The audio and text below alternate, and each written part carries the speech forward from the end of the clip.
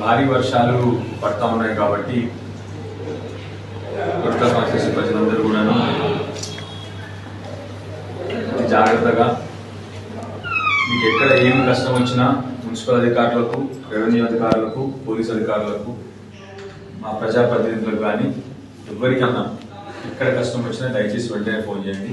అందరూ కూడా మన దగ్గర ఇప్పుడు తగ్గిన వర్షం అయినా కూడా అప్రమత్తంగా ఉండాలి.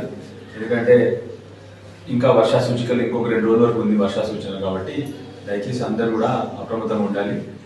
అదేవిధంగా అన్ని చోట్ల వినాయక చవితి జరుగుతూ ఉంది కాబట్టి రోజు అక్కడ కూడా వర్షాల కారణంగా పవర్ ప్రాబ్లం ఏమన్నా, కరెంట్ సంబంధించిన వైర్లతో ఏమైనా ప్రాబ్లం ఉన్నా వెంటనే సంబంధిత అధికారులు కానీ మాకు ఫోన్ చేసినా కూడా వెంటనే అక్కడ ఏమాత్రం ప్రాబ్లం రాకుండా చూసుకుంటాం. వర్షాలు పడుతున్నప్పుడు కరెంట్ సమస్యలు మామూలుగా వస్తూ ఉంటాయి కాబట్టి మీతో నా రిక్వెస్ట్ విన్నపం ఏంటంటే ఎక్కడన్నా మీకు అలాంటి కష్టం ఉండడం అనిపిస్తే వెంటనే ఇన్ఫామ్ చేయండి. రెండోది, ఇప్పుడే మన పెద్ద బాగులో కూడా నీళ్లు ఫుల్ అయినాయి. ఆ చుట్టుపక్కల ఉన్న ప్రాంతం వాళ్ళందరూ కూడా జాగ్రత్తగా ఉండాలని చెప్పి మళ్ళీ ఒకసారి కోరుతున్నాను. ఎక్కడే కష్టం వచ్చినా దయచేసి వెంటనే ఫోన్ చేయండి. వెంటనే మేము కానీ అధికారులు కానీ వెంటనే స్పందించి అక్కడికి ఒకటికి వస్తాం.